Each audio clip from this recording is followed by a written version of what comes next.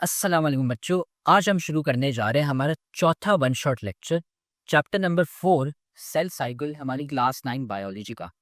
ये 1 घंटे का लेक्चर है जिसमें हम ए टू जी डिटेल पढ़ने वाले हैं कि भाई एग्जाम के लिए आपको क्या जानना चाहिए। आपके पास 2 महीने बचे हैं सिर्फ एग्जाम में। तो ये लेक्चर हमने फेडरल कमांड ने आप लोगों के लिए निकाला है ताकि आप इस चैप्टर को आराम से समझ सके। दिल लगा के आपने पढ़ना है और आप भी है ना टॉप मार सकते हैं। साथ में आपकी एग्जाम की तैयारी के लिए हमने कमेंट सेक्शन में सबसे पहला कमेंट है, यहाँ पे हमने नोट्स डाले हैं आप लोग के लिए फ्री के। आप इसको जाके खोलेंगे तो आपके पास गूगल ड्राइव की लिंक खुलेगी, उसमें नोट्स पड़े हुए हैं तमाम की तमाम सारे टॉपिक्स के, सब्जेक्ट्स के। और ये कोई एमी नोट्स नहीं है, ये हमारे बैच के जो 300 बच्चे हैं जिनके 90% से ज़्यादा मार्क्स आए थे उनके नोट्स हैं, हमने कंपाइल करके डाले हुए हैं ताकि आप भी है ना एग्ज़ाम की तैयारी कर सकें। ये 2025 के हमारे बैच के टॉपर बच्चों के नोट्स हैं, तो वो नोट्स जाके आप खोल लें और साथ में आप हमारी बैच भी ज्वाइन कर सकते हैं ताकि आप भी उन बच्चों की तरह आप 90% मार्क्स ला सकें। हम ए टू जी आपको सारे कॉन्सेप्ट्स कराते हैं, most important topics, most important questions, model paper और साथ में 3 गेस्ट पेपर्स भी देते हैं with special exam writing sessions. इसलिए तो हमारे इतने सारे बच्चे हैं जिनके 90% मार्क्स आते हैं। हमारे पास पाकिस्तान की बेस्ट फैकल्टी यहाँ पर पड़ी हुई है। तो बैच ज्वाइन करने के लिए आपको 800 रुपये सिर्फ एक सब्जेक्ट के, अगर आप सारे सब्जेक्ट्स लेते हैं 7 की 7 सब्जेक्ट्स तो उसके 3000 रुपये। 2 महीने में हम आपको जीरो से हीरो बनाएंगे ताकि आप भी 90% मार्क्स ला सके सारे सब्जेक्ट्स में। बैच अगर आपको ज्वाइन करनी है इस नंबर पे आप मैसेज कर लें हमें, और ये नंबर डिस्क्रिप्शन में भी पड़ा हुआ है, आप हमें मैसेज कर लें, हम आपको ऐड कर लेंगे हमारी रिविजन बैच में। सो अब हम शुरू करते हैं चैप्टर नंबर 4 सेल साइकिल का वन शॉट लेक्चर। अब हम आएंगे सेल साइकिल पे, which is the chapter number 4। तो अब सेल साइकिल क्या होती है, हमने इसके बारे में बहुत डिस्कशन और बहुत बातें तो डिस्कस थी during our like last unit. लेकिन अब हमें ज़रा ये पता करना है कि भाई सेल जो आ रहा है वो चलो ठीक है, हमें अकॉर्डिंग टू सेल थ्योरी थी, मतलब सेल थ्योरी क्या होती है जिसकी वजह से हमें पता चला कि अच्छा सेल्स आ रहे हैं, जो कि जॉन हुक ने दी थी ये सेल थ्योरी। इसमें पता चला था कि जो सेल्स जो है ना वो किसी प्री एग्जिस्टिंग सेल, यानी कोई एक पहले सेल था जिसकी वजह से नए सेल्स बन रहे हैं, उस सेल को हम कहते हैं पेरेंट सेल, और जो नया सेल बनता है उसको कहते हैं डॉटर सेल। अब ये चीज़ जो है सेल डिवीजन की, ये बहुत इंपॉर्टेंट इसलिए होती है क्योंकि ज़ाहिर है आपको ग्रोथ करना है। लाइक छोटे थे आप पहले, फिर उसके बाद बड़े हो गए। ये सारी चीज़ें कैसे हो रही हैं, ग्रोथ का प्रोसेस था। ग्रोथ में भी सबसे मेन इंपॉर्टेंट चीज़ ही सेल साइकिल है कि आपके सेल्स ग्रो हो रहे हैं, सेल्स डिवाइड हो रहे हैं, बड़े हो रहे हैं आप। वो चीज़ें डेवलपमेंट के लिए ज़रूरी है, हीलिंग के लिए बहुत ज़रूरी है। कैसे, जैसे कि अगर कहीं कोई चोट लगी आपको तो अब वो उस जगह पर आप थोड़ा दिनों में देखते होंगे कि अगर कहीं पे ब्रूज बन जाना, वो जाता है ना कि वुंड अगर हो तो स्किन पहले रेड होती है वहाँ पर, अगर चोट है, फिर उसके बाद वापस से वैसी ही हो जाती है जैसे पहले थी। तो वैसे उस पूरी प्रोसेस को भी हम मतलब हीलिंग ने सेल साइकिल ही हो रही होती है कि वहाँ पे उस जगह जहाँ पे सेल्स हट गए थे, अगर कोई कट लगा था आपकी तो नए सेल्स ने उसको रिप्लेस कर लिया है। ठीक है, तो that is your healing process. फिर आपको section and A section reproduction के लिए सेल साइकिल बहुत जरूरी होती है। तो ये सब चीजें हमें इसलिए हमें पता है कि सेल साइकिल या जो सेल डिवीजन है वो इसलिए इंपॉर्टेंट है। अब सेल साइकिल जो है ना वो होता क्या है, उसमें कुछ सीक्वेंस ऑफ इवेंट्स होते हैं जिसमें सेल ग्रो करता है, सेल अपना जेनेटिक मटेरियल को रेप्लिकेट करता है। जेनेटिक मटेरियल क्या होता है, हमने बात की थी लास्ट चैप्टर में कि डीएनए मटेरियल होता है, क्रोमैटिन होता है। उन चीज़ों को अगर सेल रेप्लिकेट कर रहा है, रेप्लिकेट मतलब कि पहले एक कॉपी थी उसकी 2 कॉपीज बननी, यानी डबल हो गया वो चीज़ें। और उसके बाद सेल दो में डिवाइड हो जाता है, यानी एक सेल था, this is one cell, and then it's divided into 2 cells. एक ये वाला सेल हो जाएगा और एक ये सेल हो जाएगा। इस प्रोसेस को हम क्या कहते हैं, this is cell division. Alright, तो यहाँ पे लिखा हुआ है cell cycle, cells grow in size, grow करते हैं साइज में, नए मॉलिक्यूल्स बनाते हैं, ऑर्गेनेल्स बनते हैं उनकी, replicate their chromosome, their chromatin material, and divide by equally distributing genetic material in the daughter cells. सही है। अब सेल साइकिल में यार ये तो पता चल रही है, लेकिन सेल साइकिल के फेजेस क्या होते हैं, किस तरह से हो रही है ये सेल साइकिल, कैसे चल रहा है प्रोसेस। तो अब इसमें कुछ फेजेस होंगे जिसको हमें पढ़ना पड़ेगा। अब सेल साइकिल में यार ये तो पता चल रही है, लेकिन सेल साइकिल के फेजेस क्या होते हैं, किस तरह से हो रही है ये सेल साइकिल, कैसे चल रहा है प्रोसेस। तो अब इसमें कुछ फेजेस होंगे जिसको हमें पढ़ना पड़ेगा। तो अब बेसिकली जो आपकी मोस्ट बेसिक फेजेस है ना वो 2 हैं, एक इंटरफेज और एक माइटोटिक फेज। इंटरफेज वो है जिसमें सेल डिवाइड नहीं करता, ठीक है। अब ज़ाहिर है अगर हम थोड़ी बात करेंगे तो उसमें जो बेसिक चीज़ होती है वो तो जिसमें प्रोसेस हो रहा हो और एक वो टाइम जिसमें प्रोसेस ना हो रहा हो, तो वैसे ही बात यहाँ पे भी कर रहे हैं। तो सेल साइकिल में अब अगर जो माइटोटिक सी फेज या माइटोसिस क्या होती है, mitosis is the name for sale division, सही है। तो अब माइटोटिक फेज वो है जिसमें सेल डिवीजन हो रही होगी और इंटरफेज वो है जिसमें सेल डिवीजन नहीं हो रही। यहाँ तक बात क्लियर है। अब इंटरफेज में ये कौन सा टाइम है, मैंने चलो हमारा पता चल गया कि इसमें सेल डिवीजन नहीं हो रही कि ये क्यों है। अगर मैंने बीच में इस टाइम में सेल अपने आप को प्रिपेयर कर रहा होता है कि वो डिवाइड कर सके, ठीक है। दो डिवीजन से बीच में जो टाइम है दैट इज कॉल्ड इंटरफेज। अब इस दो के बीच का जो पार्ट है इंटरफेज है, इसके भी कुछ फेजेस होते हैं, तो इसके भी 4 फेजेस हैं। ओवरऑल सेल साइकिल 2 फेजेस में डिवाइडेड है, 2 पार्ट्स में डिवाइडेड है। उन 2 पार्ट्स में एक माइटोटिक फेज है और एक इंटरफेज है। पहले हम इंटरफेज को लेके चलेंगे बिकॉज माइटोटिक फेज आपका मेन पार्ट है जिसमें सेल डिवीजन हो रही है, तो वो फिर बाद में डिटेल में आएंगे। तो अब इंटरफेज जो है इसके अपने 4 फेजेस हैं। इसमें क्या होता है, अब 4 पार्ट्स हैं। तो पहला कौन सा है, G1 फेज, सेकेंड है S फेज, G2 फेज और G not phase, G0 phase, ठीक है। ये 4 है। अब जो पहला है G1 फेज, अच्छा G का क्या मतलब होता है, this G stands for growth. तो जितने भी दो 3 G वाले फेजेस हैं इनका मतलब है कि इनमें ग्रोथ हो रही होती है, ठीक है। और S फेज का मतलब है, S जो है यहाँ पर इसका मतलब होता है सिंथेसिस। सिंथेसिस का मतलब याद है ना, मेकअप या जो बना मेकिंग अप ऑफ समथिंग। हमने प्रोटीन सिंथेसिस की बात की थी, कौन करता है प्रोटीन सिंथेसिस, राइबोसोम्स करते हैं। तो राइबोसोम्स जब प्रोटीन सिंथेसिस कर रहे हैं तो सिंथेसिस का क्या मतलब था कि जिसमें कोई चीज बन रही हो। तो S phase again is the part जिसमें कुछ डीएनए वगैरह बन रहा है, जिसमें रेप्लिकेशन हो रही है। तो हम एक एक करके चलते हैं। G1 फेज क्या है, गैप 1 फेज। अच्छा इसको हम ग्रोथ फेज भी कह सकते हैं या गैप भी कह सकते हैं, बिकॉज गैप्स के अंदर ग्रोथ हो रही होती है, ठीक है। कोई लाइक दोनों कह सकते हैं, नहीं आपकी बुक में शायद यहाँ पर हाँ गैप 1 लिखा है, पर गैप वही हम याद करते हैं, ठीक है। This is the gap 1 phase, synthesis and G2 gap 2। अच्छा कुछ जगहों पे लिखा आपको मिलेगा कि 3 फेजेस हैं, लेकिन कुछ जगहों पे 4 ही मिलेगा, तो इसलिए इट्स बेटर कि आप चारों फेजेस को याद रखो। मेनली 3 होते हैं, वही G1 G2 S और G2 फेज। तो लेकिन जो फोर्थ फेज है ये भी बहुत इंपॉर्टेंट है, रेस्टिंग फेज है ये। तो अब हम एक एक करके पढ़ते हैं। G1 फेज क्या होता है, यहाँ पर आप ये सेल साइकिल के डायग्राम देख रहे हो, ये बहुत ब्लर्ड पिक्चर है, वैसे तो इसमें ज्यादा समझ में नहीं आएगा, लेकिन ये आई थिंक ये वाला G0, ये यहाँ लिखा G0 है और ये G1 फेज है, फर्स्ट ग्रोथ फेज यहाँ पे लिखा है ना, फर्स्ट ग्रोथ फेज, यहाँ पे भी ग्रोथ ही लिखा है। तो फर्स्ट ग्रोथ फेज ये G1 फेज है, फिर ये पूरा पार्ट S फेज आ जाता है, दिस इज G2, और यहाँ पे माइटोसिस होता है, सही है। तो G1 में, गैप 1 में, ग्रोथ 1 में क्या हो रहा है कि सेल ग्रो कर रहा है, सेल के ऑर्गेनेल्स बन रहे हैं। ऑर्गेनेल्स ने बात की थी, न्यूक्लियस हो गया, क्लोरोप्लास्ट, साइटोप्लाज्म वगैरह, माइटोकॉन्ड्रिया वगैरह, तो वो सारे ऑर्गेनेल्स बन रहे हैं। और सेल अपने अंदर इतने प्रोटीन्स प्रिपेयर कर रहा है, इतने राइबोसोम से प्रोटीन सिंथेसिस हो रहा है कि डीएनए रेप्लिकेशन हो सके, जो कि अगला पार्ट है, एस फेज है, सही है। और इस टाइम पे एंजाइम्स बनते हैं, न्यूक्लियोटाइड्स बनते हैं, सब चीजें बनती हैं जो कि रेप्लिकेशन के प्रोसेस के लिए जरूरी है। रेप्लिकेशन का प्रोसेस कौन सा है, एस फेज है। तो एस फेज या डीएनए सिंथेसिस वाला फेज, उसके लिए दो चीजें चाहिए हैं, जो जरूरी चीजें हैं वो बनती हैं G1 फेज में, ठीक है। बिकॉज आपके पास main like one of the most important part जिसकी वजह से ये पूरी चीजें हो रही है वो एस फेज है, जिसमें डीएनए रेप्लिकेट कर रहा है। एस फेज के लिए आपको चीजें चाहिए जो कि पहले बनेंगी G1 फेज में, यानी ऑर्गेनेल्स सही से आ गए, एंजाइम्स बन गए, न्यूक्लियोटाइड्स बन गए, प्रोटीन्स बन गए, जो आपको सेल ग्रो करना था साइज में वो हो गया, ये सब चीजें हो गई। फिर एस फेज आता है जो सेकेंड फेज ये वाला डीएनए रेप्लिकेशन का या डीएनए सिंथेसिस का। तो इसमें क्या होता है कि सेल जो है ना वो अपना डीएनए मटेरियल को रेप्लिकेट करता है। अगर एक क्रोमोसोम था तो वो एक क्रोमोसोम 2 क्रोमोसोम्स बनते हैं, ठीक है। तो two copies of each chromosome. तो मैंने हर एक क्रोमोसोम की हर एक, बिकॉज असल में एक सेल के अंदर कितने क्रोमोसोम्स होते हैं, 47 होते हैं, नहीं इनफैक्ट 46 होते हैं, 47 म्यूटेशन, 46 क्रोमोसोम्स अगर टोटल है आपके पास, तो उन 46 हर एक क्रोमोसोम को, यानी 1 2 3 4 हर क्रोमोसोम डबल हो जाए, ये काम हो रहा होता है एस फेज के अंदर। यहाँ लिखा भी है, the synthesis phase of DNA, the cell replicates its entire genetic material to form its 2 copies, 2 copies बन गई।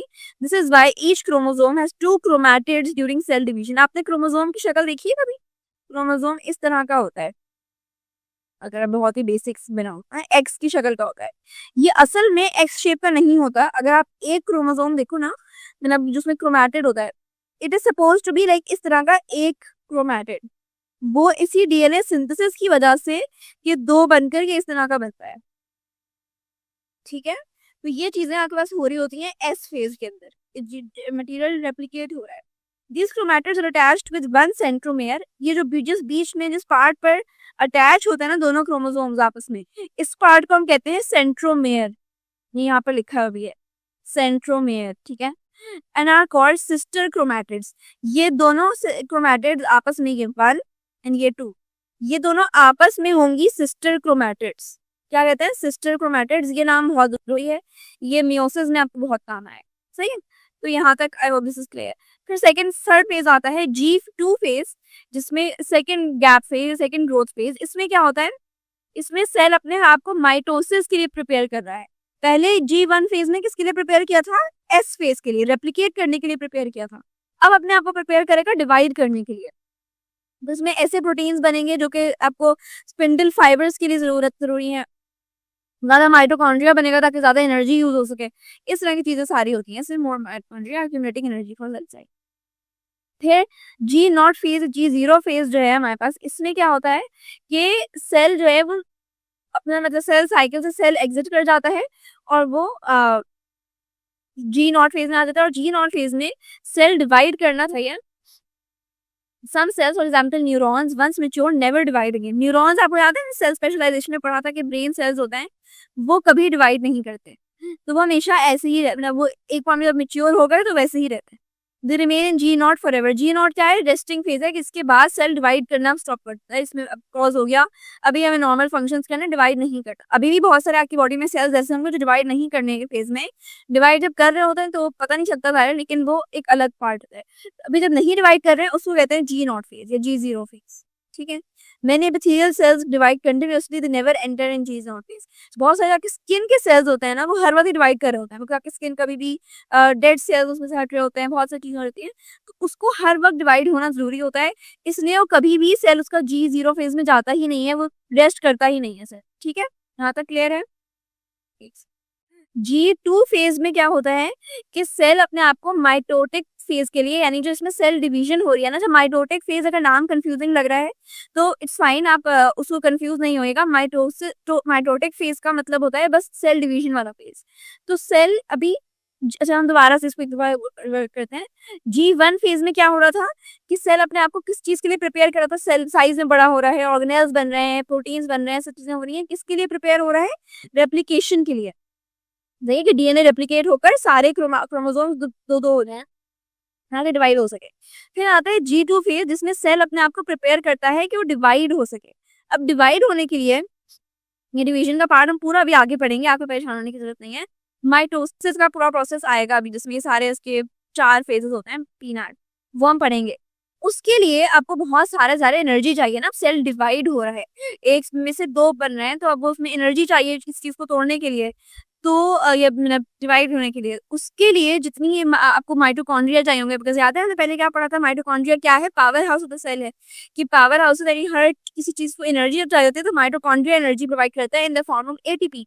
सो वही चीज यहाँ पर हो रही है कि जब G2 फेज है, इसमें ज्यादा से ज्यादा माइटोकॉन्ड्रिया बनते हैं ताकि ज्यादा से ज्यादा एनर्जी प्रोड्यूस हो सके आपके पास सेल डिवीजन के लिए। फिर और बस यही सब चीजें होती हैं, प्रोटीन्स बनते हैं ताकि एंजाइम वगैरह जितनी चीजें चाहिए फॉर माइटोसिस वो हो सके। देन अब हम आते हैं M फेज पे, विच इज माइटोटिक फेज। इसको हम डिटेल में बहुत कवर करेंगे, तो इसलिए अभी ज्यादा बताने की जरूरत नहीं है। इससे बस यही होता है कि आपके पास सेल डिवाइड होता है, दो आइडेंटिकल डॉटर सेल्स बन जाते हैं, एक सेल से दो सेल्स बनते हैं, और इससे ये बहुत जरूरी है आपकी ग्रोथ के लिए, नॉर्मल बॉडी सेल्स वगैरह हीलिंग के लिए। और ये दोनों सेल्स आइडेंटिकल होते हैं। आइडेंटिकल क्यों होते हैं? ताकि कोई वेरिएशन ना आए। वही मैंने बात तो समझाई कि आइडेंटिकल होना बहुत जरूरी है, ताकि आप एक जैसी चीज ही नहीं ग्रो करें ना। ऐसा ना हो पहले कोई ऐसे थे, आगे जाके शक्ल चेंज हो गई, पहले आपका हेयर कलर ब्राउन था, अब आगे जाके ब्लैक हो गया। ऐसी चीजें नहीं होती, सेम आइडेंटिकल चीजें आपके साथ आती है।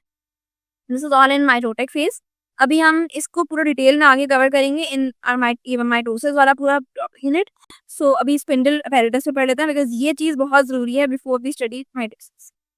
स्पिंडल अपैरेटस हमने बात की थी जब हम साइटोस्केलेटन पढ़ रहे थे सेल का, कि साइटोस्केलेटल स्ट्रक्चर में क्या होता है, माइक्रोट्यूब्यूल्स होती हैं जो कि क्रोमैटिड्स वगैरह को अलग से सेपरेट रखती हैं, डुप्लीकेटेड क्रोमोसोम्स वगैरह होते हैं जो कि उनको सेंटर में लाता है।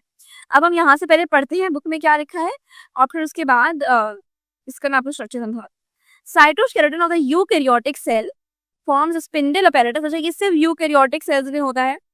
Forms spindle apparatus during the cell division.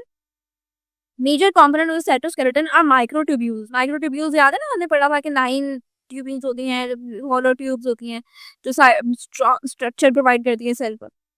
The spindle apparatus separates chromatid or chromosomes during cell division and move them to opposite poles. अब एक सेल ऐसा है, बीच में सारे क्रोमोसोम वगैरह रखे हैं, दो डिप में डिवाइड होना है, तो ये चीज आ रही है।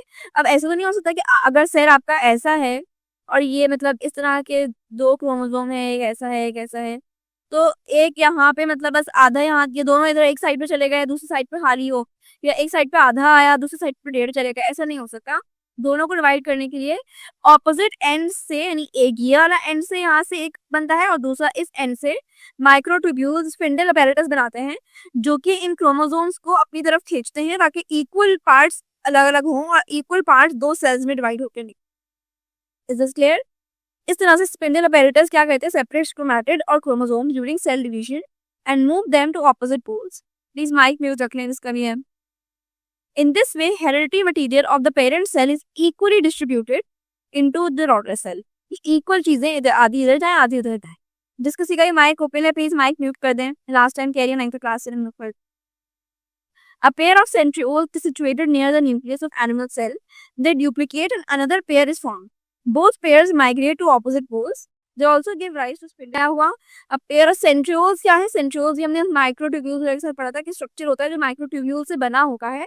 सेंट्रियोल्स सेल डिवीजन में हेल्प करता है, ये बात पढ़ी थी हमने। अब ये क्या होता है, ये न्यूक्लियस के साथ करीब करीब होता है और सिर्फ एनिमल सेल में होता है। यहाँ पे लिखा हुआ भी है कि एनिमल सेल्स। ये चीज आपने से किसी ने पूछी थी कि प्लांट सेल में क्यों नहीं होता, जब हम प्लांट सेल के डिवीजन पढ़ेंगे तब मैं आपको बताऊंगी क्यों नहीं होता। अभी आपको इस बारे में सोचने की जरूरत नहीं है, बस ये अभी एनिमल सेल का याद रखिए कि एनिमल सेल्स में सेंट्रियोल होता है न्यूक्लियस के आसपास। They duplicate another pair is form, यानी दो सेंट्रियोल्स बन जाते हैं। जैसे ही सेल डिवीजन का टाइम आता है ना, जब ये एस फेज वगैरह चल रहा होता है, पता होता है कि अच्छा भैया हमें बस ग्रोथ करके आगे बस माइटोसिस में जाना है, तो एक सेंट्रियोल जो है ये डिवीजन मतलब ये भी दो में डुप्लीकेट हो जाता है। Both pairs migrate to the opposite poles, यानी सेंट्रियोल यहाँ से एक यहाँ आ गया सेंट्रियोल, एक यहाँ आ गया। ये जो रेड कलर की चीज है ये दिस इज सेंट्रियोल, सही है। They also give rise to spindle fibres, इससे स्पिंडल फाइबर्स ही बन जाते हैं। स्पिंडल फाइबर्स ये इसकी वाली जो ब्लू लाइंस है ना लंबी लंबी, इनको स्पिंडल फाइबर्स कहते हैं। Spindle apparatus is formed around the nucleus, यानी पूरा न्यूक्लियस के आसपास हो रहा है ना, न्यूक्लियस बीच में नजर आ रहा है जिसके अंदर क्रोमोसोम्स हैं, दिस इज न्यूक्लियस, और ये पूरा स्पिंडल फाइबर्स ने इस तरह से इसको घेर लिया है। Spindle fibre around the nucleus, but as soon as nuclear envelope disintegrates, nuclear envelope गायब जैसे ही हुआ तो स्पिंडल फाइबर जो है वो एक पूरे रीजन के ऊपर आ जाती है, जैसे कि यहाँ पे नजर आ रहा है। They penetrate into the region of nucleus. They later on attach to the centromere of chromosome. ये क्या करते हैं कि बिकॉज अरे अगर ऑपोजिट एंड्स पे खींचना है क्रोमोसोम्स को, तो कैसे ऐसे तो नहीं कर सकते कि मैं ऐसे ही खींच के दे गए। तो ये सेंट्रोमेयर थे जो कि क्रोमोसोम के बीच के पार्ट को हम कहते हैं, जहाँ से अटैच ये आ रहा जो डॉट है, इससे अटैच हो जाती हैं स्पिंडल फाइबर्स और and pull them to the poles, और पोल्स की तरफ अलग से खींचते हैं, सही है। There are no centrioles in plant cell. हाँ, ये plant cell की बात आ गई, because the spindle apparatus of plant cell is formed without centrioles. वहाँ पर spindle apparatus बगैर centrioles की ही बन जाता है। वहाँ पे सेल प्लेट्स बनानी होती है बेसिकली, तो इसलिए उसकी जरूरत नहीं होती, इसलिए centrioles वहाँ एंड प्लांट सेल में एग्जिस्ट भी नहीं होता है। Then coming on to mitosis. Mitosis क्या है? Mitosis एक ऐसा प्रोसेस है जिसमें एक पेरेंट सेल यानी एक सेल डिवाइड करता है इनटू 2 डॉटर सेल्स, और वो डॉटर सेल्स होती हैं जेनेटिकली आइडेंटिकल, यानी कि सेम नंबर ऑफ क्रोमोसोम्स है, सेम चीजें हैं, सब कुछ एक जैसी है, ठीक है। अब माइटोसिस की हम स्टेजेस पर आते हैं, बिकॉज हमने इससे पहले का जो पार्ट था माइटोसिस का वो तो हम पढ़ लिया है, तो अब इसकी स्टेजेस पे आते हैं। अच्छा, कैरियोकाइनेसिस एक ऐसा प्रोसेस है, कैरियोकाइनेसिस कोई स्टेज नहीं है, माइटोसिस की स्टेजेस आगे आएंगी जिसमें ये प्रोफेज मेटाफेज वगैरह लिखे हैं। कैरियोकाइनेसिस बस वो प्रोसेस है जिसके थ्रू न्यूक्लियस डिवाइड होता है, ठीक है। Process of nuclear division during cell division where nucleus of a cell divides to form nuclei, इसलिए इसको कैरियोकाइनेसिस कहते हैं। और कैरियोकाइनेसिस ही बेसिकली आगे 4 फेजेस में डिवाइड होता है कि किस तरह से न्यूक्लियस डिवाइड हुआ, किस तरह से सेल का सब कुछ हुआ, ठीक है। अब फर्स्ट फेज इसका है प्रोफेज। प्रोफेज में क्या होगा, अच्छा इसको ना आप याद रखने के लिए, बिकॉज 4 फेजेस हैं तो इसकी एक ये बनती है, एक्रोनिम होता है पी मैट। आप लोग अगर पी मैट से याद रख लोगे तो ज्यादा आसानी से आपको सारे फेजेस याद हो जाएंगे, बिकॉज ऐसा नहीं हो सकता कि आप पहले प्रोफेज के बाद टेलोफेज या एनोफेज लिखते हैं फिर मेटाफेज आए। ये याद आपको एक ही सीक्वेंस में करना है कि पहले प्रोफेज हुआ, फिर मेटाफेज, फिर एनाफेज एंड फिर टेलोफेज, सही है। प्रोफेज में क्या होता है कि क्रोमैटिन कंडेंस होता है, यानी पहले ये सब चीजें ना बहुत ही यूं लूज वगैरह पड़ी थी, ऐसे पड़ा था सब कुछ। ये कंडेंस होकर टाइटली कॉइल्ड क्रोमोसोम्स बन जाते हैं। इस तरह से क्रोमैटिड बन जाता है, इससे एक ये क्रोमैटिड बना, एक दूसरा क्रोमैटिड बना, ठीक है। इस तरह से पूरा प्रोसेस होता है और स्पिंडल फाइबर, स्पिंडल अपैरेटस बन जाता है। Spindle apparatus forms the nucleolus and nuclear envelopes disappear. Is it clear? तो या ये होता है। All these steps in grow phase are essential for the next phases to go smoothly as the cell is well prepared for division. Alright. Grow phase पहला phase है जिसमें क्या होता है कि आपका जो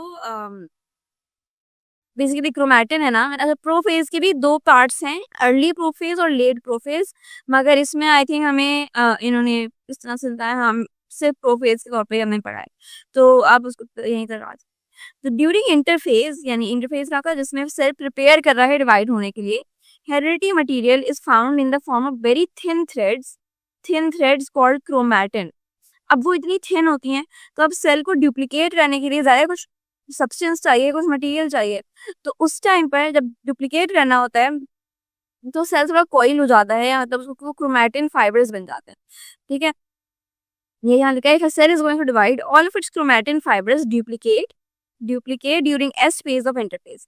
prophase is the longest phase. अच्छा ये चीज एमसीक्यूज में आ सकती है या कहीं भी क्वेश्चंस में आ सकती है कि आपके पास जो लॉन्गेस्ट फेज है वो कौन सा है, तो ये आप याद रखिएगा कि प्रोफेज जो है वो लॉन्गेस्ट होता है, बिकॉज इसमें early middle and let stages भी होते हैं, लेकिन अभी हम एक ही प्रॉपर प्रोफेज को पढ़ेंगे लेकर, तो उसमें आप याद रखो कि लॉन्गेस्ट फेज है।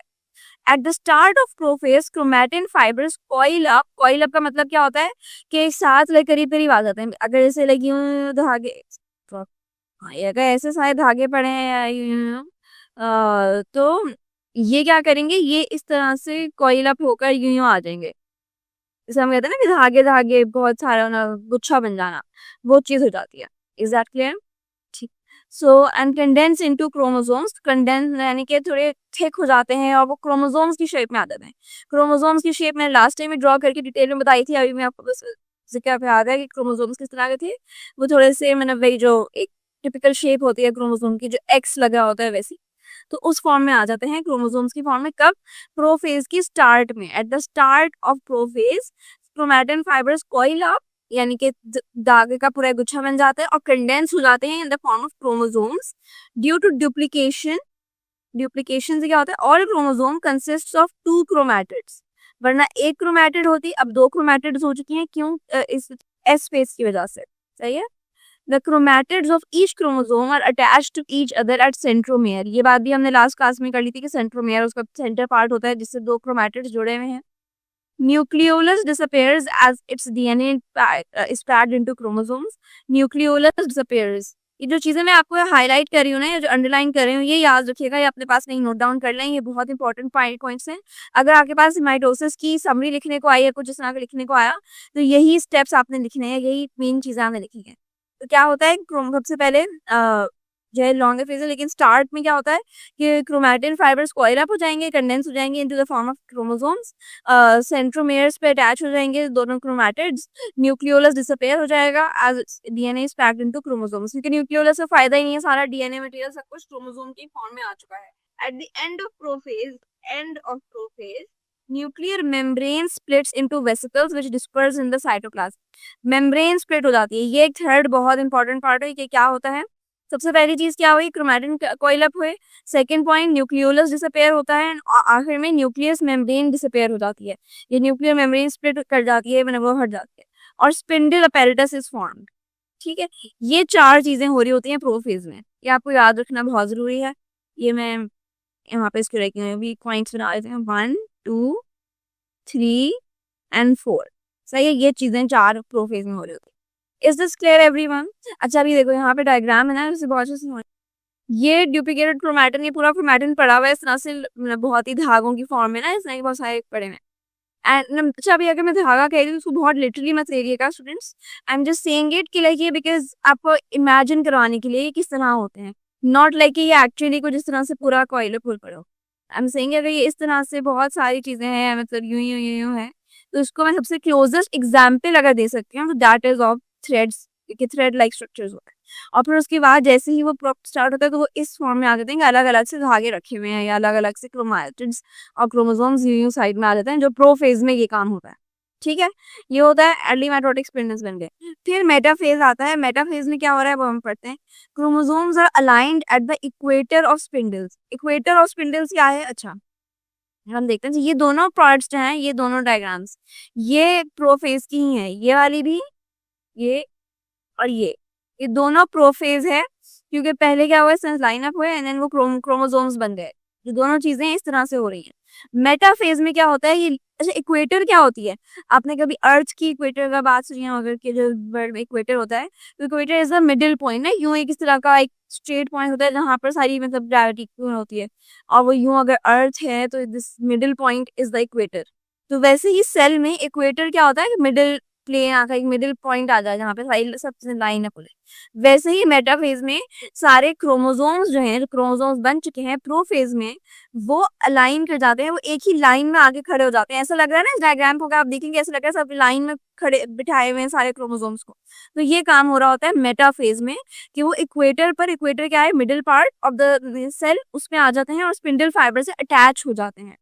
अच्छा स्पिंडल फाइबर्स, आप अगर यहाँ के स्पिंडल अपैरेटस याद हो तो ये अगर इस तरह के स्पिंडल अपैरेटस की पूरे पूरे यूं लंबे चल रहे हैं, लाइक स्पिंडल फाइबर्स पूरे यहाँ से भी निकल रहे हैं, वहां से भी निकल रहे हैं, और यूं बीच में से यहाँ पे ये डायग्राम अगर आप देखें तो ये मेटाफेज की ही डायग्राम ऑलमोस्ट बनी हुई है, कि ये सेंट्रोमेयर बीच में इक्वेटर पर आकर अटैच हो जाते हैं स्पिंडल फाइबर्स, किससे? क्रोमोसोम के सेंट्रोमेयर से। ठीक है, मेटाफेज में यूं आकर लाइन अप हो गए। फिर एनाफेज आता है। अच्छा two spindle fibres one from each pole are attached to the centromere of the chromosomes, वही बात जो मैंने अभी बताई। एनाफेज में क्या होता है? एनाफेज अगर आप डायग्राम देखो तो क्या लग रहा है कि आधे आधे इधर जा रहे हैं, आधे क्रोमोसोम्स इधर जा रहे हैं, आधे इधर जा रहे हैं, मतलब बीच में से, अगर वही जो बात हमने सुनी थी ना, कि अगर ये इस तरह से एक क्रोमोसोम है तो अगर बीच में से यूं डिवाइड हो जाए उसमें एनाफेज में, तो यही होगा कि ऊपर में एक पार्ट चला गया और नीचे एक पार्ट यूं आ गया। तो वैसे ही यहाँ पर डायग्राम से नजर आ रहा है anaphase. And spindle fibres pull the centromeres, pull क्या, पुल का मतलब होता है खींचते हैं अपनी तरफ, pull the centromere which splits and chromatids are separated from each other. दोनों क्रोमैटिड्स अलग अलग हो गए, अलग स्प्लिट हो गए from each other. Individual chromatids are pulled until they reach their respective poles. वो तब तक खींचते रहते हैं जब तक कि अपने अपने पोल्स पे ना आ जाए। पोल्स कहाँ है? ये एक पोल है और ये एक पोल है। ठीक है, ये पोल्स की तरफ फैला रहे होते हैं। फिर टीलोफेज आता है which is the last phase. मैं क्वेश्चंस आप लोगों के इसके बाद लूंगी, अगर कोई क्वेश्चन है तो प्लीज चैट बॉक्स में लिखिएगा। टीलोफेज में क्या होता है कि chromatids reach at their pole, chromatids अपने अपने पोल्स पहुंच गए हैं, जो नॉर्थ एंड साउथ पोल्स थे वहां तक पहुंच गए हैं, reach at their poles. They uncoil and lengthen to form chromatin fibres again. वो वापस से खुल जाते हैं, जैसे यहाँ पर इस तरह से ये कहा था ना कि धागे सॉर्टेड फॉर्म में हो जाते हैं, वो वापस से कॉइल अप हो जाते हैं, ऐसे फॉर्म में आ जाते हैं, इस तरह के गुच्छे बने हुए धागे की फॉर्म में, और and lengthen to form chromatin fibres again. अब क्रोमोसोम से वापस क्रोमैटिन फाइबर्स बन रहा है। The spindle apparatus disintegrates nuclear and spindle fiber apparatus disintegrates, nuclear membrane is formed in chromatin at each pole, nucleoli reappear। तो वही चीजें जो प्रोफेज में हुई थी उसका ऑपोजिट टीलोफेज में हो जाता है, ताकि सब चीजें वापस अपनी अपनी जगह पर आ जाए। ऑलराइट, अच्छा अब हम आते हैं साइटोकिनेसिस पे। अभी ऊपर हमने जो देखा था नाम, वो क्या था? कैरियोकाइनेसिस। कैरियोकाइनेसिस क्या था? न्यूक्लियर डिवीजन, कि न्यूक्लियस में डिवाइड हो। साइटोकिनेसिस क्या है? जिसमें पेरेंट सेल, अब पूरा सेल जो है वो दो में डिवाइड हो और वो सारा मतलब दो डॉटर सेल्स बन जाए। यहाँ पर जो बात हो रही थी ये कैरियोकाइनेसिस था। सही है, कंफ्यूज नहीं होइएगा, ये मैंने पूरे सेल की तरह से आपको समझाया है, मगर अभी ये बात यहाँ पर ये जो पूरी डायग्राम चल रही है ये सिर्फ न्यूक्लियस को लेकर चल रही है।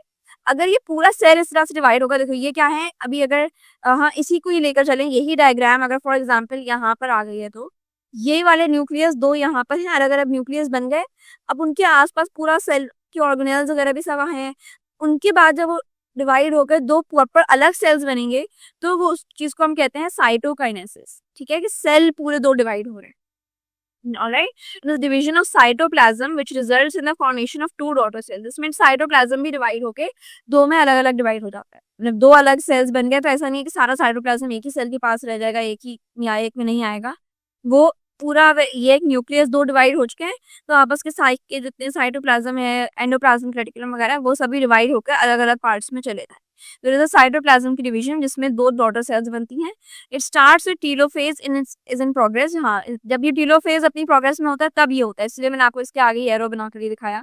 The pattern of cytokinesis is different in animal and plant cell. अच्छा, ये बात है जिसकी वजह से एनिमल और प्लांट सेल में डिफरेंस आता है। अब हम वो बात पढ़ते हैं कि क्यों प्लांट सेल में सेल डिवीजन मुश्किल है, क्यों प्लांट सेल में स्पिंडल अपैरेटस नहीं होते। तो प्लांट सेल्स में साइटोकाइनेसिस किस तरह होती है कि बीच में खुद ही से एक पार्टीशन बनना शुरू हो जाता है। ये सेल था, न्यूक्लियस डिवाइड हो गया, ठीक है, और बीच में ये अगर आप देख रहे हो हल्की सी वॉल सी नजर आ रही है, एक पार्टीशन, ये खुद ही आना शुरू हो जाता है और ये सेल इस तरह से पूरी डिवाइड हो जाता है और अलग अलग अपने पार्ट्स में हो जाता है। वहां पर सेल वॉल बिकॉज डिवाइड नहीं होती, बीच में पार्टीशन बन के सेल वॉल हाफ हो जाती है। Is this clear? अभी पढ़ के सुनाते हैं तो आपको समझ में आएगा। Cell membrane in animal cell begins to navigate vaginate in the equator region. As a result, a cleavage furrow is formed which continues to grow inward. ये जो चीज है ना, इसको हम कहते हैं cleavage furrow, कि वो दो पार्ट्स में यूं डिवाइड हो रही है, जो V की शेप में आ रहा है इस तरह से, ये cleavage furrow है। तो इस तरह से अभी जब दो पार्ट्स में डिवाइड हो जाएगा तो दो सेल्स बन जाएंगे, ठीक है। Cell membranes in the furrow finally join up and separate the two daughter cells. वैसे ही सेल दो सेल्स मतलब in a plant cell में क्या हो रहा है, spindle fibres in the equator region form a structure called phragmoplast. ठीक है, वहां पे क्या होता है, सेंट्रियोल्स नहीं होते, लेकिन वहाँ स्पिंडल फाइबर्स जो है वो स्ट्रक्चर बनाते हैं, जिसको कहते हैं फ्रैग्मोप्लास्ट। इट इज दिस, यही चीज जिसको हम कहते हैं phragmoplast. Golgi apparatus forms vesicles which appear in the center of fragmoplast initially and then grow at equatorial plane. Basically क्या होता है, गोल्जी apparatus का काम था प्रोटीन्स को पैकेज करना, प्रोटीन्स को रिलीज करना, वो सारे काम ना। गोल्जी apparatus क्या करेगा कि उसने वेसिकल्स बनाए, जो कि वेसिकल्स अब बीच में यहाँ पे लाइन अप कर जाएंगे और वो जो इस जगह पे फ्रैग्मोप्लास्ट बनेगा, centre of phragmoplast initially and then grow at equatorial plane. वो फिर अलग करके इक्वेटोरियल प्लेन, अगेन वही बात हुई, मिडिल में एक इक्वेटर आना, बीच में एक मिडिल लाइन आना, that is equatorial plane. The content in these vesicles from form middle lamella and the primary walls of daughter cells. अभी जो वेसिकल्स थे जो प्रोटीन्स लेकर आते हैं, पैकेज करके लाते हैं, वो क्या बना रहे हैं, वो मिडिल लेमेला बना रहे हैं। मिडिल लेमेला याद है ना, सेल वॉल में पढ़ा था, जब सेल का चैप्टर पढ़े थे, लास्ट चैप्टर जो था उसमें मिडिल लेमेला थी, दो सेल्स के बीच का पार्ट जो ना स्टिकी सी सब्सटेंस होता है और प्राइमरी वॉल्स होती है जो सीमेंट जैसी होती हैं, ऐसी चीजें होती हैं। तो गोल्जी apparatus ये चीजें पैकेज करके लाया है, और जब वो इक्वेटोरियल प्लेन पे फ्रैग्मोप्लास्ट वाली जगह पर इतनी सारी वेसिकल्स आके खड़ी हो जाती हैं, तो वो वेसिकल्स जब निकलती हैं, उनके अंदर से जो कंटेंट निकलता है वो क्या होता है, वो मिडिल लेमेला बनाने के लिए जरूरत होती है और प्राइमरी सेल वॉल। तो अब ये जब यहाँ से सारी चीजें निकलेंगी और मतलब वॉल बनना शुरू होगी, तो ये ही सेल वॉल्स बीच में दो न्यूक्लियस के बीच में एक सेल वॉल बनना शुरू हो जाती है। ठीक है, ऐसा नहीं होता कि सेल वॉल डिवाइड हो गया, हटेगी, फिर नए सेल्स डिवाइड हो, जैसे कि यहाँ पे एनिमल सेल्स में होता है। प्लांट सेल में क्या होता है, बीच में एक सेल प्लेट बन जाती है। क्यों, कैसे कि वहां पर वेसिकल्स जो हैं वो मिडिल लेमेला और प्राइमरी वॉल सेल वॉल बनाना शुरू कर देते हैं, और जैसे ही सेल वॉल कंप्लीट होती है बनना, सेल दो में खुद ही डिवाइड हो जाता है। Significance of mitosis. अब माइटोसिस की जरूरत क्यों है, माइटोसिस की इतनी इंपॉर्टेंस क्या है, तो भाई माइटोसिस का क्या फायदा है। सिग्निफिकेंस कहते हैं आप किसी चीज की इंपॉर्टेंस को, किसी चीज की जिससे मतलब उसकी कुछ जरूरत हो रही हो या मतलब हेल्प हो, या किस चीज की बेसिकली वही इंपॉर्टेंस। तो अब मेन फंक्शन क्या है माइटोसिस का, क्या सेम नंबर ऑफ क्रोमोसोम्स रखे हैं, सेम जेनेटिक मटेरियल रखे हैं हर सेल में, जो ऑर्गेनिज्म में नया सेल बन रहा है। अब इससे फायदा क्या होगा, इसकी क्या फायदा सिग्निफिकेंस है कि जेनेटिक स्टेबिलिटी रहती है। जेनेटिक स्टेबिलिटी का मतलब क्या है कि दो सेल्स बनेंगे जिनमें सेम नंबर ऑफ क्रोमोसोम्स हैं, same number of DNA, same quality of DNA है, हर चीज सेम है, तो जो सेल डिवीजन से पहले सेल था वैसा ही सेल डिवीजन के बाद एग्जैक्ट सेम कॉपीज बन जाएंगी, सेम रेप्लिकेशन का प्रोसेस होगा, ठीक है। तो अब अगर उसने रेप्लिकेट भी करना है तो जेनेटिक स्टेबिलिटी रहेगी, यानी कोई वेरिएशन नहीं आ रही, आपके अंदर चेंजेस नहीं आ रहे, आप वैसे के वैसे ही कांस्टेंट रह रहे हो, सही है। And daughter cells have the same genetic information and an equal number of chromosomes as the parent cell. तो ये इसकी फायदा है कि कोई चेंजेस नहीं आ रहे। Next, development and growth. Again अगर आप बचपन से छोटे बच्चे से लेकर बड़े हो गए हैं, क्लास 9 या 10 में आ गए, 9 में आए थे, तो या बचपन से अब तक कोई चेंजेस आए होंगे ना कि बॉडी में भी, आपकी हाइट में, आपकी फिजिकल अपीयरेंस में, हर चीज में। सो वो चीज क्या है, उसको हम डेवलपमेंट एंड ग्रोथ कहते हैं। Growth and development. ग्रोथ क्यों जरूरी है कि आपको एक छोटी चीज से निकल के बड़े फॉर्म में आना था, एडल्ट फॉर्म में बनना था, तो सेल नंबर इंक्रीज होने थे, सेल की चीजें इंक्रीज होनी थी। तो वो सब चीजें क्यों कैसे हो रही है, माइटोसिस से हो रही है। अगर आप ग्रो कर रहे हो या अगर आपने बचपन की पिक्चर्स देखी होंगी तो उसमें और आपकी अब वाली पिक्चर्स में जो डिफरेंस है, that is all because of the growth, और वो ग्रोथ हो रही है माइटोसिस के थ्रू, सही है। Life of sexually reproducing multicellular organism start from a single cell zygote. ये हमने जाइगोट का कहाँ पढ़ा था, स्टेम सेल में पढ़ा था। The continuous cell division process leads to the development of adult form. The organisms also grow in size by increasing cell number. क्या आपके सेल नंबर बढ़ रहे हैं, छोटे से सारे जगह ही छोटी थी आपकी पूरी बॉडी में, तो कम सेल्स थे, अब बड़े हो गए हैं, हाइट बड़ी हो गई है, आपकी लेंथ में बड़े हो गए हैं, तो वो सेल के नंबर ही बढ़ गए हैं। Thus, the development and growth of multicellular organisms depends on mitosis. ये बात हो गई। Cell replacement and wound healing. Wound healing वाली बात मैं आपको लास्ट में बताई थी कि भाई कोई चोट लगती है आपकी अगर स्किन के ऊपर, तो जो सेल्स को हटना होता है वहां से या रिप्लेस करना होता है, तो वो काम माइटोसिस करता है, ठीक है। Replacement of worn out cells involves mitosis. The epithelial cell of skin, skin के जो सेल्स हैं एपिथेलियल सेल्स, डाइजेस्टिव ट्रैक्ट के, जो पूरा आपका डाइजेस्टिव सिस्टम है अंदर का पार्ट, वो respiratory tract die off regularly, मतलब इनकी ये सेल्स चेंज हो रहे होते हैं, ये सेल मतलब इनकी लाइफ होती है बेसिकली। जैसे हमने रेड ब्लड सेल की बात की थी, आपको याद है कि 120 डेज का लाइफ स्पैन होता है, तो रेस्पिरेटरी ट्रैक्ट का भी कुछ टाइम होता है, डाइजेस्टिव ट्रैक्ट का भी टाइम होता है। एपिथेलियल सेल्स सबसे कम इनकी होती है लाइफ स्पैन, क्योंकि स्किन के सेल्स बहुत जल्दी आपके हट रहे होते हैं। हमने कभी अगर नहाते हुए देखा हो तो डेड स्किन हट रही होती है, तो वो चीजें इनको रिप्लेस कौन करता है, इनको रिप्लेस करते हैं आपके यही माइटोसिस वाले सेल्स, जो डॉटर सेल्स बन रहे हैं, आइडेंटिकल सेल्स हैं। तो ऐसे तो नहीं होता ना कि डेड स्किन अगर रिमूव हुई तो अंदर से बिल्कुल ही वो अलग सेल्स निकल आए, अलग शेप हो गया, अलग सब कुछ हो गया, ऐसा तो नहीं होता। सेम वही चीज होती है, सेल रिप्लेस करना होता है, तो वो रिप्लेसमेंट जो है worn आउट सेल्स की, वो माइटोसिस से होती है। कहीं चोट लग गई, अगर आपकी कट लग गया है, तो वो कट वाली जगह को हील करना, उसको करना, तो ये सब चीजें माइटोसिस करती है। रीजनरेशन, अच्छा रीजनरेशन है ना, ये सबसे अच्छी सी स्टार फिश अगर देखी हो कभी, उसमें होती है कि अगर उसके दो स्टार्स के लिए टेंटिकल्स कट जाएं या लिम्स कट जाएं, वो वापस वहीं से ग्रो कर लेते हैं। सो ये रीजनरेशन का प्रोसेस होता है। कुछ एनिमल्स जो है अगर उनका हाफ पार्ट जो है, जैसे यहाँ पे लिखा हुआ है, some animals have ability to form whole part of the body if it is removed accidentally, this is called regeneration.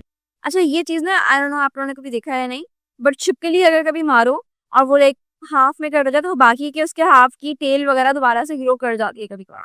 सो ये चीज भी रीजनरेशन की एग्जाम्पल है, सही है। फिर आते हैं एसेक्सुअल रिप्रोडक्शन। एसेक्सुअल रिप्रोडक्शन क्या है, जिसमें एक ही पेरेंट इन्वॉल्व हो और आप मतलब सेम वही ग्रोथ हुई, बेसिकली एसेक्सुअल रिप्रोडक्शन कहते हैं। जो इसमें कोई बेबी नहीं बन रहा हो, that is form called asexual reproduction, और जिसमें बेबी फॉर्मेशन हो या सेक्सुअल रिप्रोडक्शन होती है वो बाद में होती है, मतलब हम बाद में पढ़ेंगे।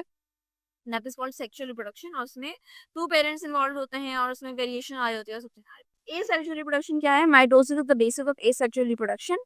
This reproduction involves only one parent, ये याद रखिएगा, तभी एसेक्सुअल है, ठीक है। ए अगर आ गया तो दैट मींस ये one parent. All sexually reproduced asexually reproduced offspring are genetically identical to their parent organism। यानी एक ही, कभी प्लांट्स में आपने देखा होगा एग्जैक्टली सेम वैसा ही लीफ निकल आ रहा है, वैसा ही न्यू आ रहे हैं बर्ड्स वगैरह। ये हाइड्रा में जैसे होती है कि पेरेंट हाइड्रा था, बर्डिंग डेवलपिंग हुआ, न्यू बर्ड बना, हर सबकी सेम शेप, सबकी सेम एग्जैक्टली आइडेंटिकल होते हैं सारे। The vegetative propagation is very common in plants, मतलब प्लांट्स में ये बहुत कॉमन चीज है कि आप एग्जैक्टली सेम नई जनरेशन बनाते रहो रूट्स की, स्टेम्स की, लीव्स की, क्योंकि वो एग्जैक्टली आइडेंटिकल होते हैं। Potato, onion, garlic, ginger, grasses वगैरह reproduce asexually. Many animal species like sponges, planaria and hydra undergo sexual asexual, सही है। फिर क्लोनिंग होती है, टिश्यू कल्चर जिसको हम कहते हैं। इसमें क्या होता है कि साइंटिस्ट ना बहुत लार्ज क्वांटिटीज में आप बहुत लार्ज चीजों पे ग्रो कर सकते हो। जैसे अगर किसी एक सेल का आपने वो लिया, मतलब कोई सेल ले लिया, फॉर एग्जांपल इंसुलिन ले ली, तो और उसको बड़े स्केल में बनाना है ताकि मेडिसिन बन सकें, तो ये काम क्लोनिंग के ज़रिए होता है कि उसी एक इंसुलिन के सेल को आप ग्रो किए जाओ और वो बहुत लार्ज स्केल में बन जाता है। जैसे मेडिसिन जो बनती हैं इंडस्ट्रीज़ में, वो ऐसे ही होती हैं, सही है? कि क्लोनिंग में क्या होता है, uses mitotic cell division to replicate in organisms genetic material in very large quantities. यहाँ क्या लिखा है, mitosis has made it possible for scientist to produce a very large number of identical copies of the living organism. So meiosis क्या है, नाम बहुत similar हैं लेकिन कंफ्यूज नहीं होएगा। That one is mitosis and this is meiosis, ठीक है? थोड़ा स्पेलिंग में डिफरेंस है एंड इनकी लाइक डिस्क्रिप्शन में और फंक्शन में बहुत बहुत डिफरेंस है। सो ये थोड़ा सा कंफ्यूजिंग होगा, लेकिन अगर आपके माइटोसिस के कॉन्सेप्ट्स क्लियर हैं तो ये समझने में भी मसला नहीं होगा, इट्स फाइन, ठीक है? अच्छा, तो मियोसिस क्या होता है? ये जैसे माइटोसिस हमने बात की थी कि वो सेल डिवीजन है जिसमें सिर्फ एक पेरेंट इन्वॉल्व होता है, जैसे कि एसेक्सुअल रिप्रोडक्शन वाली सेम बात थी, एंड वो आपके आइडेंटिकल सेल्स बनते हैं, राइट? हाँ, सो माइटोसिस में आपके पास एग्जैक्ट आइडेंटिकल सेल्स बनते हैं as like the parent cell. Meiosis में आइडेंटिकल सेल्स नहीं बनते, सेल्स जो मतलब न्यू जो डॉटर सेल्स होती हैं, they are genetically different from your parent cell, ठीक है? ये कैसे होता है, क्यों होता है, ये चीज़ें हम पढ़ेंगे। और माइटोसिस में जो आपके पास डॉटर सेल्स बनी थी, वो सिर्फ 2 डॉटर सेल्स थे ना, याद है? हमने कहा कि देखिए सेल डिवाइड हुआ, 2 सेल्स बने। मियोसिस में 4 सेल्स बनते हैं, जो न्यू सेल्स बनने वाले हैं वो 4 डॉटर सेल्स होते हैं। सो ये सब चीज़ें अभी आपके दिमाग में आई एम श्योर क्वेश्चंस आ रहे होंगे, ये सब हम अभी पढ़ेंगे मियोसिस में इसी क्लास में। अच्छा, मियोसिस में जो डिवीजन होती है ना, इट इज़ लाइक यहाँ पे कैसे लिखा है ना, हैप्लॉइड डॉटर सेल्स बनते हैं। हैप्लॉइड का मतलब क्या है कि सेल में क्रोमोसोम्स हाफ नंबर के हैं। माइटोसिस में डिप्लॉइड सेल्स होते हैं, यानी 46 क्रोमोसोम्स इक्वल जा रहे होते हैं, इसमें 23 क्रोमोसोम्स बनते हैं, सही है? अब इसको हम कहते हैं हैप्लॉइड डॉटर सेल्स। यहाँ से पढ़ना शुरू करते हैं ताकि आपको कंफ्यूजन ना हो। It is a type of cell division which gives rise to 4 daughter cells, ठीक है, which having the number of chromosomes of the parent cell, each having the number, having half the number. So यानी कि half number cells होते हैं उसके parent cell. It takes place only in cells involved in sexual reproduction.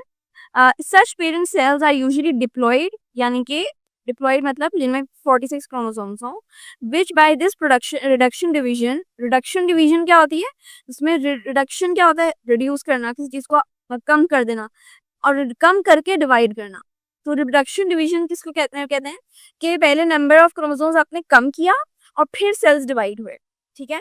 और तो that would be haploid daughter sales. अब ये सब हमें अभी आगे देखेंगे जब प्रोसेस इसका पढ़ेंगे। Cells which have 2 sets of chromosomes are called diploid, यानी जिनमें 2 sets of chromosomes हैं, 2 डबल नंबर ऑफ सेल्स हैं, वो होते हैं डिप्लॉइड, यानी 2n वाले। और डिप्लॉइड सेल्स कौन से होते हैं? जो माइटोसिस के बाद जो सेल्स बने थे, ठीक है, जो अभी डॉटर सेल्स हमने जिनकी बात की थी। And cells with half the number of chromosomes are called haploid and number of chromosomes in a diploid cell are in homologous pairs. Homologous pairs मतलब कि दोनों 2 क्रोमोसोम्स जो एक साथ हैं वो दोनों एक जैसे हैं, ठीक है? और मतलब अगर ये एक क्रोमोसोम है और ये दूसरा क्रोमोसोम है, तो ये दोनों एक जैसी क्वालिटीज की क्रोमोसोम्स होंगे, सही है? तो वो होमोलोगस होता है। और ये किस में होता है? डिप्लॉइड सेल में, जिसमें फुल नंबर ऑफ क्रोमोसोम्स होंगे। Haploid cells carry 1 member of each homologous pair, यानी 1 member of each homologous pair मतलब एक इसका ये हो गया और इसका ये वाला हो गया मेरी, ठीक है? तो दोनों का एक-एक पेयर का एक-एक पार्ट ले गया। Meiosis is a continuous process but for convenience is divided into interphase 1, meiosis 1, interphase 2 and meiosis 2।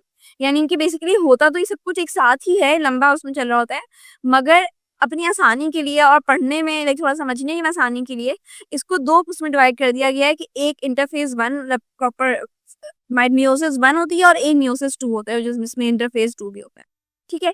अब हम पढ़ना शुरू करते हैं इनका प्रोसेस क्या होता है। मियोसिस 1 या जो है इंटरफेस 1 है, वो वही बात है जैसे कि अभी हमने नॉर्मल माइटोसिस का इंटरफेस पढ़ा था कि उससे पहले का सारा जीनोम रेप्लिकेशन हो रही है, ग्रोथ फेजेस आ रहे हैं, सारा वो है।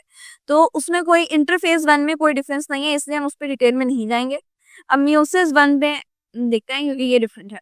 Meiosis 1 is also called reduction division, यहाँ पे जैसे लिखा हुआ है reduction division. This phase is called reduction division as the daughter cell reduces the number of chromosomes in half. इस प्रोसेस में मियोसिस 1 में जो म्यूसिस 1 हो रही है, इसमें क्या हो रहा है कि आपकी नंबर ऑफ क्रोमोसोम्स हाफ हो रहे हैं। यहाँ पर रिडक्शन डिवीजन होगी और इसके बाद जो सेकंड म्यूसिस है उसमें बस आगे रेप्लिकेशन ही होती है। Reduction division for daughter cells. फिर कैरियोकाइनेसिस का भी वही होगा कि prophase 1, metaphase 1, anaphase 1, telophase 1। Prophase 1 इसका भी म्यूसिस का भी लॉन्गेस्ट फेज है।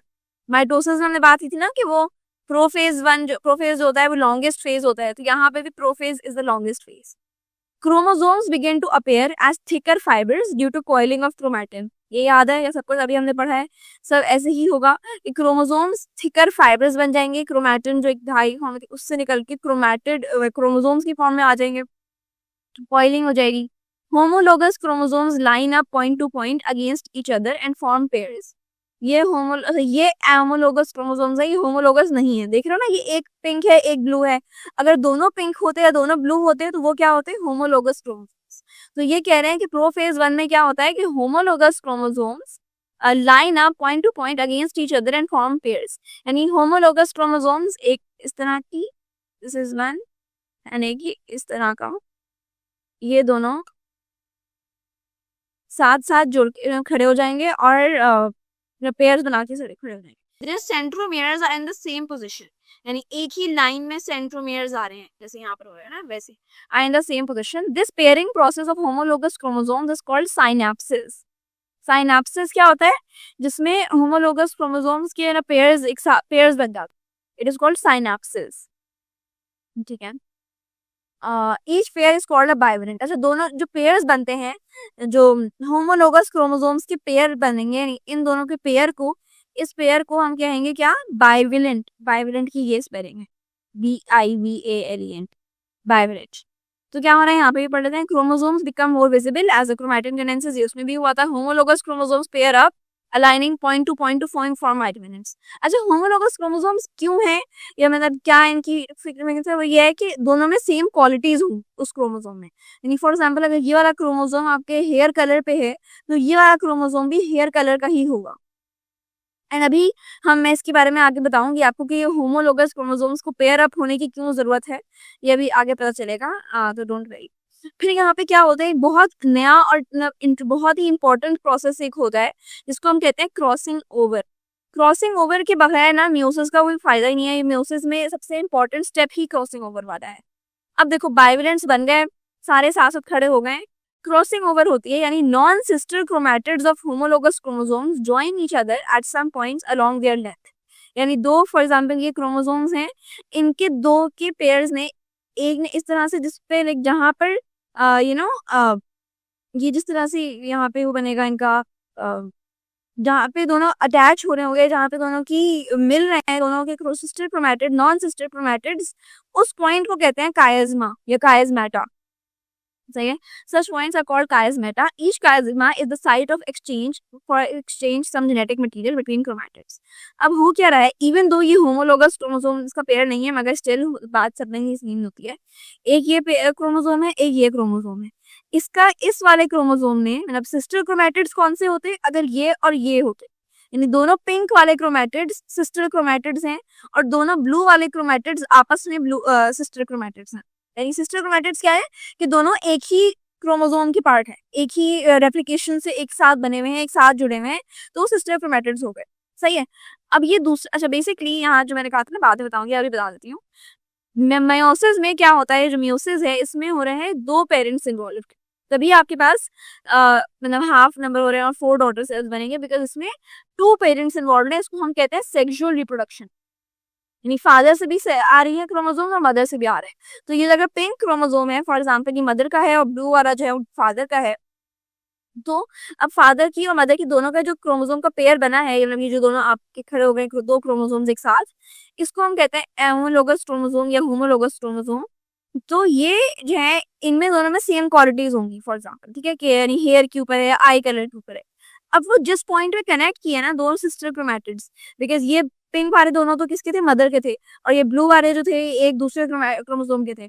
तो इन्होंने जिस पॉइंट पे क्रॉसिंग ओवर की या जिस पॉइंट पर मिले हैं आपस में, इस पॉइंट को कहते हैं कायस्मा। और कायस्मा में क्या होगा, कायस्मेटा की वजह से जेनेटिक मटेरियल एक्सचेंज हो जाएगा। यानी ये अगर पिंक वाले का इन्फॉर्मेशन है कि इनका आई कलर ब्लैक है और जो ब्लू वाले का है इनका आई कलर ब्लू है, तो ये दोनों यहाँ पे मिल जाएंगी इन्फॉर्मेशन, ठीक है। अब ये चीज़ एक्सचेंज हो गई इन्फॉर्मेशन, यानी एक्सचेंज हो गया जेनेटिक मटेरियल कि ब्लैक उधर चला गया, ब्लू इधर आ गया, तो ये इस तरह का एक क्रोमोसोम का पेयर बन जाता है, सही है। ऐसा कि कुछ ब्लू के ट्रेसेस इधर भी हैं और कुछ पिंक के ट्रेसेस इधर भी हैं, सही है। अब इसको हम कहते हैं each chiasm is a site for exchange of some genetic material between chromatids. The exchange of segments of non-sister chromatids during prophase 1 is called crossing over. यानी दो नॉन सिस्टर, अगर सिस्टर क्रोमैटिड्स में आपस में एक्सचेंज होता तो कोई फायदा ही नहीं था, बिकॉज तो एक ही बात है। अगर दोनों पिंक में आपस में एक्सचेंज हो रहा होता तो एक ही बात थी, क्योंकि भाई दोनों में ही ब्लैक कलर का आई कलर की बात हुई है। लेकिन बिकॉज वो दूसरे नॉन सिस्टर क्रोमैटिड से एक्सचेंज हुआ, अब क्रॉसिंग ओवर हो गई है, अब जेनेटिक वेरिएशन आएगी। अब जो बेबी होगा या जो भी अब नया सेल बनेगा, इसमें हो सकता है ब्लैक हो सकता है ब्लू हो सकता है ग्रे आईज हो, डिफरेंट है, अब हमें कुछ नहीं पता, सही है। सो इस तरह से एक क्रॉसिंग ओवर होती है जिस वजह से जेनेटिक वेरिएशन आती है। आपने कभी देखा होगा कि हो सकता है आपकी बहुत सारी क्वालिटीज आपकी मदर से या फादर से मिलती हो, मगर कुछ क्वालिटीज आपकी फीचर्स हैं वो आपके मदर फादर से अलग भी हो, तो उस चीज को हम कहते हैं जेनेटिक वेरिएशन, जो कि इसी फेज की वजह से आती है, प्रोफेज 1 की वजह से जेनेटिक वेरिएशन आ रही होती है। Is this clear everyone? अभी पहले हम यहाँ से एक दो लाइंस पढ़ लें, फिर हम मेटाफेज चलें। To the end of prophase 1, chromosomes are fully condensed and paired chromosomes repel each other. यानी कि बाय द एंड ये प्रोफेज 1 के आखिर में ऐसा नहीं होता सिर्फ एक ही पेयर ऑफ क्रोमोसोम्स में क्रॉसिंग ओवर हुई, ये इतनी ज्यादा क्रॉसिंग ओवर हो रही होती है, इतनी ज्यादा हो रही होती है कि आखिर में ये दोनों एक दूसरे को रिपेल करना शुरू हो जाते हैं, बिकॉज मतलब इतनी अगेंस्ट चीजें होती हैं दोनों में कि ये वाले दोनों आपस में एक साथ खड़े भी नहीं होते, यूं उस तरह से क्लोज नहीं होंगे। However, they are still attached at chiasmata. जब chiasmata पे अटैच्ड रहेंगे, मगर वैसे अलग अलग हो जाता है। न्यूक्लियोलाई न्यूक्लियर एनवेलप डिसअपेयर, वही बात। स्पिंडल apparatus इज फाउंड, ये वाला पॉइंट और ये पहला वाला point, chromosomes become more visible, ये सेम है जो माइटोसिस की फर्स्ट फेज में पढ़ा था हमने प्रोफेज में, सही है। बाकी चीजें यहाँ तक अब क्लियर हैं, क्रॉसिंग ओवर, बायोलेंट फॉर्मेशन वगैरह। अच्छा, तो प्रोफेज 1, हाँ मेटाफेज, हम आते हैं मेटाफेज 1 पे। अच्छा, ये एक एग्जाम डायग्राम मैंने यहाँ पे अटैच की हुई है जिससे आपको समझ में आएगा। होमोलोगस क्रोमोसोम्स ये इस तरह के हैं, ठीक है। एक ये ब्लू वाला एक क्रोमोसोम है, ये दूसरा लाइट ब्लू वाला है, इन दोनों की आपस में क्रॉसिंग ओवर हुई, इस पूरी चीज को हम कहते हैं बाइवेलेंट। जो दोनों का मतलब इन दोनों को मिलाकर जिसको कहते, जब दो क्रोमोसोम्स के पेयर साथ में खड़े होते हैं, होमोलोगस क्रोमोसोम्स साथ होते हैं, इस चीज को कहते हैं बाइवेलेंट। और जिस पॉइंट पे क्रॉसिंग ओवर हो रही है, जिस पॉइंट पे मतलब आप अटैच होते हैं दोनों क्रोमोसोम्स आपस में, नॉन सिस्टर क्रोमैटिड्स, उसको कहते हैं कायस्मा, ये chiasmata. Is this clear? Alright, recombinant, यहाँ पे ये बन जाता है रिकॉम्बिनेंट क्रोमैटिड्स, जिनमें मतलब नई कॉम्बिनेशंस बन चुकी है, सही है। पहले तो कॉम्बिनेशन ऐसी नहीं थी, फिर हमारे साथ। अब आते हैं मेटाफेज 1 पर। बाइवेलेंट्स, बाइवेलेंट्स क्या है? ये ऐसे, ये जो बाइवेलेंट है, ठीक है, जिसमें दो होमोलोगस क्रोमोसोम का पेयर। Bivalents are arranged at the equatorial plane. अच्छा, तो उसमें माइटोसिस के मेटाफेज में क्या हुआ था कि इस तरह से एक सेल के बीच में अब बस यूं क्रोमैटिड्स आ गए थे ना, ऐसे ऐसे यहाँ पर दो दो करके खड़े होते हैं, मतलब इसमें इस तरह से होगा, जैसे ये वाली बनाई है, ये मियोसिस का मेटाफेज 1 में ऐसे खड़े होते हैं कि होमोलोगस क्रोमोसोम्स या बाइवेलेंट्स जो हैं वो इक्वेटोरियल प्लेन पे खड़े होते हैं, नॉट दैट सिंगल क्रोमोसोम नहीं खड़े होते, बाइवेलेंट्स अटैच होते हैं at the equatorial plane. And equatorial plane, for those who don't know, मैंने बताया था कि होता है middle part of a cell, जिसमें मतलब जहाँ पर सारे स्पिंडल अपैरेटस अटैच होते हैं सेंट्रोमियर से, मिडिल है of the cell. Spindle fibers are attached to the centromere of the chromosome very well. One member of homologous pair receives a spindle fiber from one pole and one other member from the opposite pole. यानी कि अगर इस तरह से हैं तो ये वाला इधर चला जाएगा और ये वाला इधर आ जाएगा। होमोलोगस क्रोमोसोम्स का एक पेयर वहां गया, एक पेयर यहाँ गया। Is this clear? मेटाफेज में ऐसा होता है। उसमें क्या था माइटोसिस में कि ऐसे ऐसे करके डिवाइड हुए थे, राइट, जो क्रोमोसोम्स थे। इसमें पूरा पूरा क्रोमोसोम एक उधर जा रहा है और एक इधर जा रहा है। Is this clear everyone? This is spindle fibre from one को। फिर एनाफेज आता है। एनाफेज में क्या होना होता है, जिसमें दोनों अपने अपने पोल्स पे जा रहे होते हैं, पुल हो रहे होते हैं। तो spindle fibres pull on the homologous chromosomes, separated chromosomes of each pair move to the opposite poles. यानी separated chromosomes क्या है, ये वाला एक क्रोमोसोम उधर चला गया, एक वाला इधर चला गया। Each pole receives haploid set of chromosomes. Sorry, each four receives haploid set of chromosome का क्या मतलब है? देखो, अगर इन सब की वजह से मतलब सारे क्रोमोसोम्स के सारे थे, तो मिलकर अगर 46 थे, तो अगर हाफ हाफ क्रोमोसोम उधर चले गए और हाफ इधर आ गए, तो कितने टोटल ओवर आपके पास बचे? जो क्रोमोसोम जो नए न्यूक्लियस बनेंगे या जो कैरियोकाइनेसिस के बाद जो रिजल्ट सेल्स होगा, उसमें कितने हैप्लॉइड सेट बचा, यानी कि 46 का डिवाइड हो जाएगा और वो 23 क्रोमोसोम्स बचेंगे। Is this clear? देखो, स्पिंडल फाइबर स्पूल एंड हाँ, यही बात है कि each pole receives haploid set, यानी कि सिर्फ 23 उधर जाएंगे, 23 इधर आएंगे, पूरे पूरे 46 वाले नहीं जा रहे। टेलोफेज 1 में क्या होता है?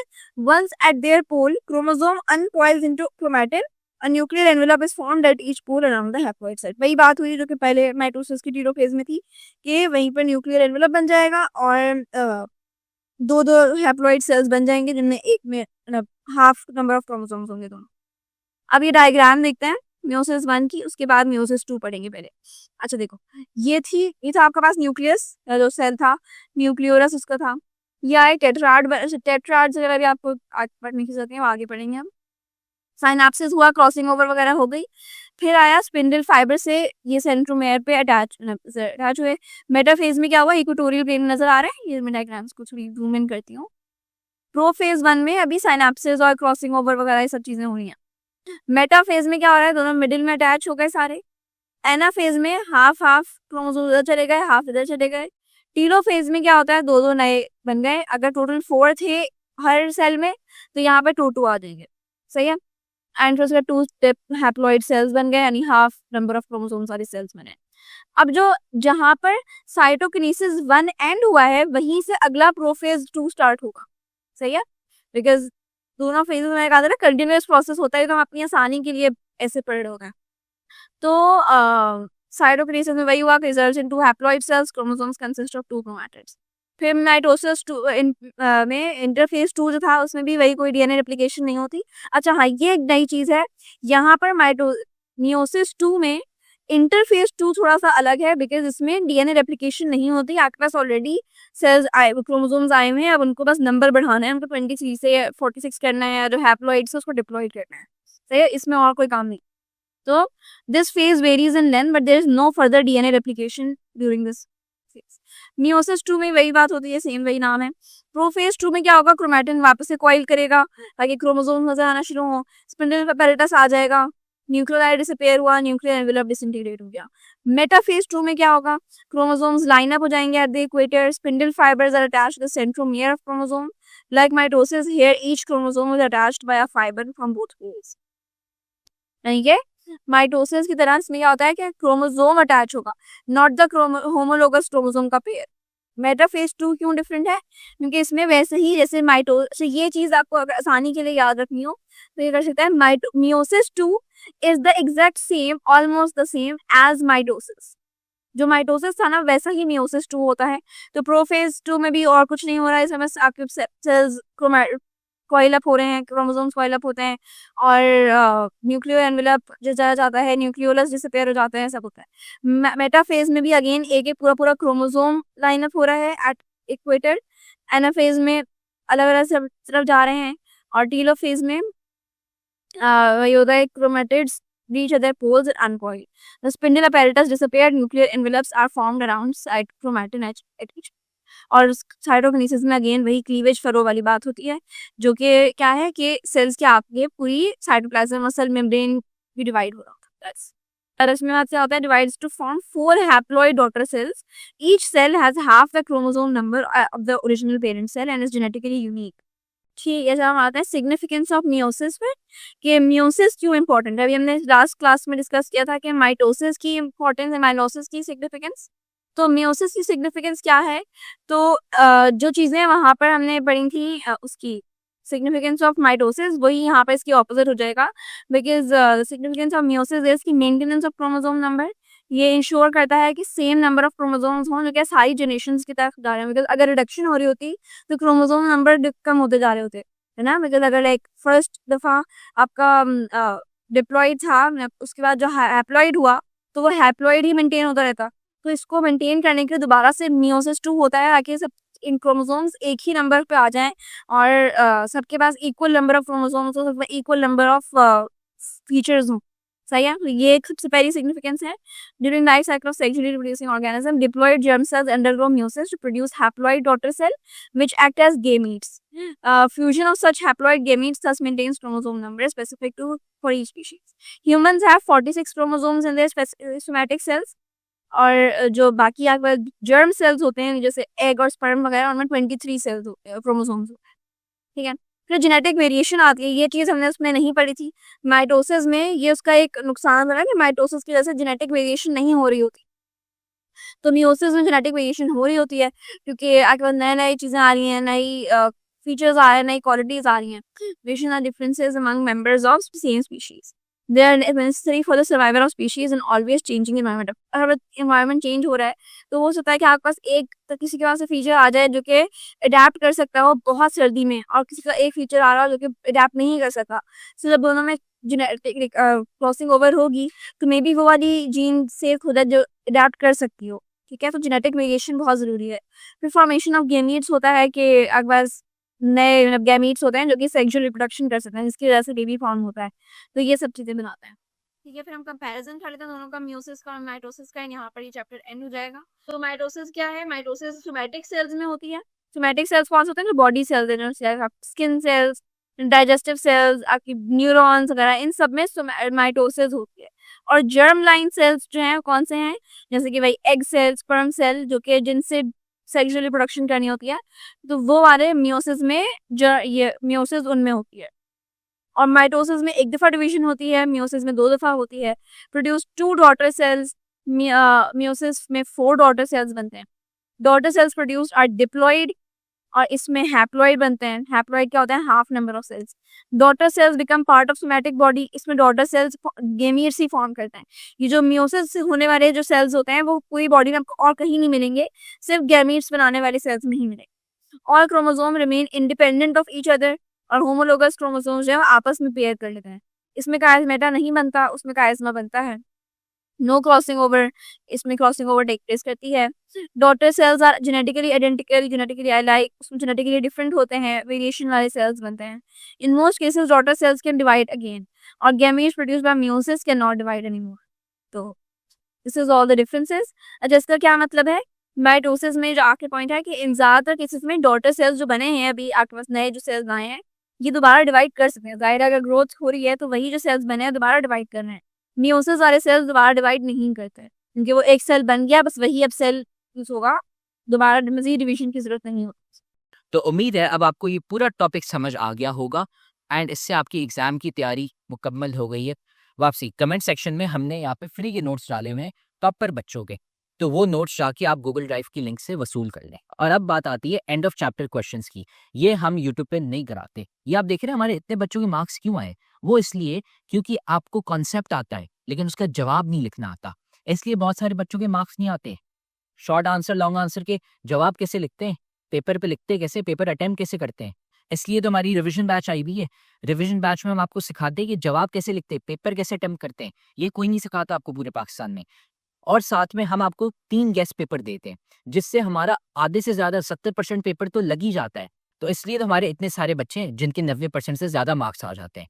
तो अगर आप हमारी रिवीजन बैच ज्वाइन करना चाहते हैं ताकि आपके भी 90% से ज़्यादा मार्क्स आएँ, तो आप ज्वाइन कर सकते हैं। पाकिस्तान की बेस्ट फैकल्टी है यहाँ पे। 800 रुपये आपने ये दे दिए, 2 महीने हम आपको A to Z सारी तैयारी करा लेंगे। और अगर आप सारे सब्जेक्ट्स के लेना चाहते हैं तो ये 3000 रुपये होंगे 7 सब्जेक्ट्स के। तो आप हमें इस व्हाट्सएप नंबर पे मैसेज कर लें, हम आपको रिवीजन बैच में ऐड कर लेंगे और आपको सिखाएंगे कि बोर्ड में टॉप कैसे करते हैं।